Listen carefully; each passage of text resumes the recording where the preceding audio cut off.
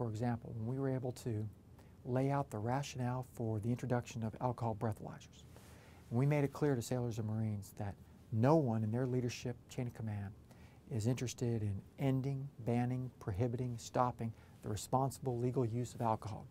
No one is looking to do so.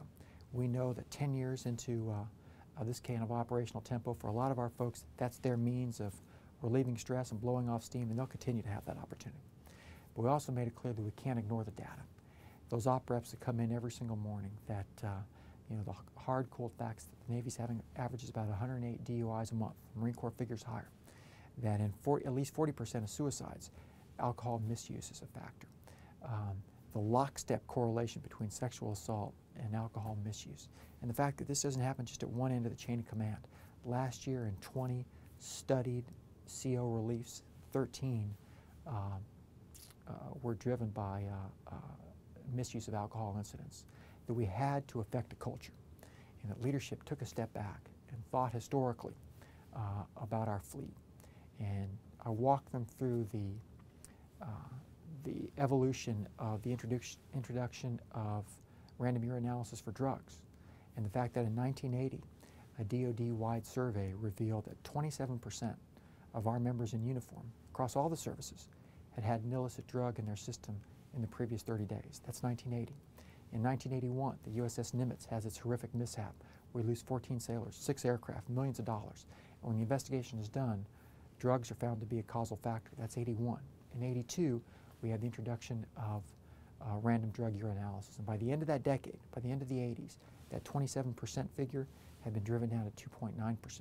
Today, with the refinement of testing procedures and the leadership of Navy and Marine Corps personnel, the emphasis on zero tolerance for the safety of our shipmates and their shipmates, that figure is now, we do 160,000 random urinalysis tests a year, 100,000 on the Navy side, 60,000 on the Marine Corps side. Positive hit rate for urinalysis is 0.3%. Statistically non-existent, complete change in culture. So we look for a tool. We look for a tool to address the connection between alcohol misuse and our most pressing personnel problems. And that's what random breathalyzer will do.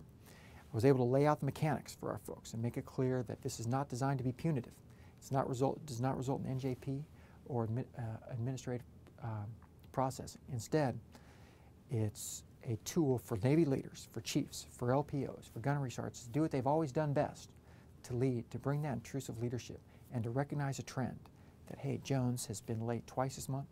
He blew a .05 on his duty day. Maybe I need to sit down with him and find out if there's something going on at home, something going on in his personal life, that I can exercise that intrusive leadership and help prevent a career debilitating incident, or even worse, a life debilitating incident before it happens. So we were able to lay that out, and that's the rationale for the introduction of random breathalyzers for duty section and the random use for folks coming to work, and that this will not apply for folks on liberty coming back home to sleep it off on ship, for folks coming back to the ship or to their command who are off duty. We don't want to discourage those sailors and Marines from coming back to their command. When we were able to lay that out, I could see in their eyes they got it, message received, and they're moving out on it.